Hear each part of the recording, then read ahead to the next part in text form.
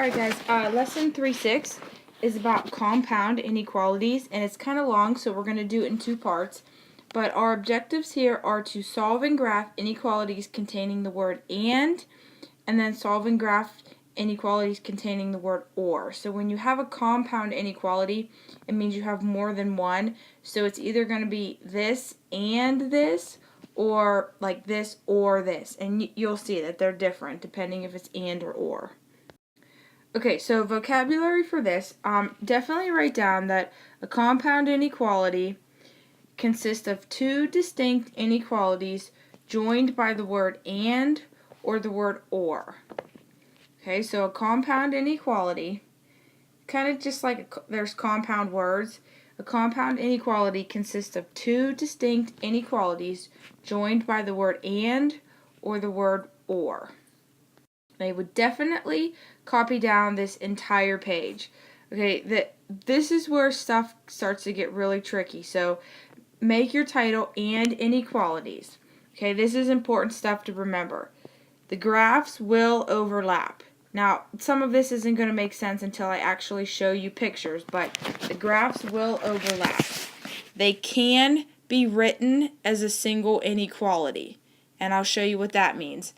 And the word inclusive, I guess that could have gone with vocabulary, but inclusive means that both endpoints are included. So when we did the graphing before, those would be two closed circles. Okay, so I'll keep reminding you about inclusive. And then this picture, so you don't necessarily have to copy down the picture, but this will kind of help you get a feel for what and inequalities do. So you have one inequality right here. It says x is greater than or equal to 3. So we have a dotted 3, and we're shading all the numbers that are greater than 3. And then because it's and, we're going to throw and in there. So any number that's greater than 3 is a solution. And any number that is less than or equal to 7 is a solution. So now we're starting at 7 and we're shading to the left. Well, if both of these things, if it's an and, that means it has to satisfy both inequalities. So it has to be greater than 3 and it has to be less than 7. So you can see down here in the green, only the numbers that fall between 3, 4, 5, 6, and 7 would be the solutions to this inequalities. So that's why I'm saying the graphs will overlap. One will be going to the left, one will be going to the right, and where they overlap, that's going to be your shaded region. That's going to be your solution. I'll show you in the next one how you can write it as a single inequality, but this would be, if it says all solutions greater than or equal to 3 and less than or equal to 7 inclusive, that just means that you have both or equal to's. You're actually including the 3 and including the 7. Sometimes those are just your boundaries, 3 and 7, and if it's non-inclusive, that just means they're open circles. Okay, or inequalities. Okay, so here's the other half of it. They are not going to overlap. Okay, so there's no overlap because they're going in different directions. And these ones, and inequalities, you could write as one inequalities, but or inequalities, you have to write as two inequalities. Okay, so take a look at the picture. The first inequality you have is x is less than negative 2. Now, this would be non-inclusive because we don't have less than or equal to, but you put your circle on negative 2 and you're shading out to the left, anything that's less than negative 2. Then you have another inequality, x is greater than or equal to 1. So you put your circle, color it in on 1, and you shade out to the right. Now, if the question is saying it's either x is less than or equal to negative 2, that's going this way, or it's greater than or equal to 1, that's going this way. So any number, see how they're not going to overlap because they're going to go in different directions. So any number that's less than negative 2 or greater than 1 is going to be a solution. So or inequalities, because they don't overlap, are going to have so many more values that make them true. And inequalities will just be specific numbers that are squeezed between your two boundary points. Or inequalities are going to go forever in both directions, so they'll have a lot more solutions.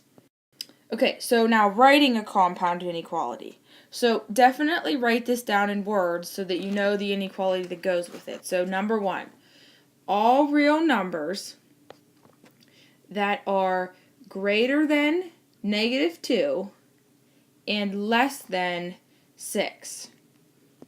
Okay, and I would definitely underline the word and. Okay, so then we read it again. All real numbers, that's going to be represented by x, that are greater than -2. So we have x is greater than -2. And, so now we have another x, all real numbers that are less than 6. So if you can think of the numbers, if you have a number line, it doesn't say to graph it, but here's -2, so they're going to be greater than -2. Whoops, I'm sorry, this was supposed to be a 6. And they're less than 6. It's going to be all these numbers squeezed in here that are greater than -2 and less than 6. So if you want to write it as one inequality, you can stick the x right in the middle. I'll do this in pink. You can stick the x right in the middle. So x has to be less than 6, but it also has to be greater than -2. You always read it from the variable. So if you're reading this, this says, if you read it this way, it says x is less than 6. If you read it this way, it says x is greater than -2. So that's what they mean when they say and inequalities can be written as one inequality. You can squeeze the x in the middle, and then you're going to notice that your symbols are always going to be going the same direction. They're always going to be going like that. And then your lower boundary is -2, and your upper boundary is 6. Okay, so this one is an or. So number 2, write this down. All real numbers that are less than 0 or greater than or equal to 5. Okay, and this one we have an or. So let's read it again. All real numbers, so that's going to be x, that are less than 0, so we have less than 0, or, and we should write the word or, all real numbers, so we need another x that's going to represent the same set of numbers, just going in a different direction, that are greater than or equal to 5. Now, if we graph this one, it doesn't tell us to, but here's 0, we're going less than 0, here's 5, we're going greater than 5. They're going in opposite directions, so they're not going to overlap, so you cannot write or inequalities as one compound inequality. This right here, just like that, that would be your answer. Okay, number 3, all real numbers that are greater than or equal to -4 and less than 6. Okay, all real numbers that are greater than or equal to 4 and less than 6. Now, here, I see an or and I see an and. Which one is the main or and? This one right here is greater than or equal to. That's not the same kind of or we're talking about. So the problem here, we're actually doing an and problem. Okay, so we have all real numbers, that's x, that are greater than or equal to -4. And we have all real numbers that are less than 6. So x has to be less than 6. Now, how we wrote it right now, when you make it the compound inequality and you put x in the middle, you want to put the smaller number on the left and you want to put the bigger number on the right. So we want to put the -4 over here and the 6 over here. And then you just make sure you match your symbols the right way. Okay? It kind of like the mouth is facing the x, so you have to keep it facing the x. And then over here, the mouth was facing the 6, so you keep it going that way. Okay, so any number squeezed between -4 and 6 would be a solution to this inequality. And number 4, all real numbers that are less than or equal to 2 or greater than 6. So again, we have an or here and we have an or here. So it's obviously an or problem, but this right here is less than or equal to. So that's not the or problem that makes it a compound inequality. This is the or that makes it a compound inequality. So we have all real numbers that are, so x is less than or equal to 2, or we have all real numbers, which is x, that are greater than 6. And because it's an or, you can't write it as one inequality, you just have to write it as two separate pieces. Okay, problem 2. Now we're going to actually solve and inequalities. So remember, this is important. I mean, you don't have to write it again, but I just want to point it out.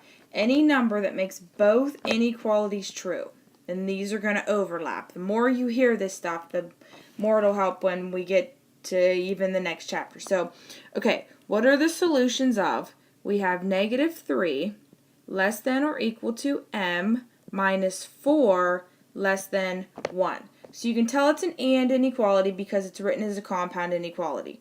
Now, you solve these just like you solve regular inequalities, but your variable is stuck here in the middle in between two inequalities. So to solve for m, just pretend you have this piece right here, m minus 4. If you need to solve that for m, to isolate the variable, you need to add 4. Okay, well, instead of doing it to both sides, you actually have to do it on every piece. So you have the middle piece, then you have the left side, and then you have the right side. So on the left side, -3 plus 4 is 1, less than or equal to, we're just left with m, and on the right side, 1 plus 4 would be 5. So any number that's greater than 1, greater than or equal to 1, and less than 5 would be a solution. Okay, pretty easy, you just solve it from the inside out. Okay, so let's solve this one. It's -2 less than 3y minus 4 less than 14. So we're solving it for y, which is stuck in the middle. Now just think, if you just had 3y minus 4, the first thing you would do would be add 4 to both sides. So now we have to add 4 to all three pieces. The middle piece cancels out, which is good. So -2 plus 4 would be 2, and then we have less than. We still have 3y, and we still have less than 18. And then if we had 3y, we would have to divide everything by 3. So go through, divide everything by 3.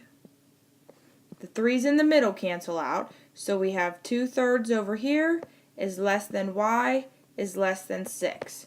So any number that's greater than 2/3 but less than 6 would be a solution to this inequality.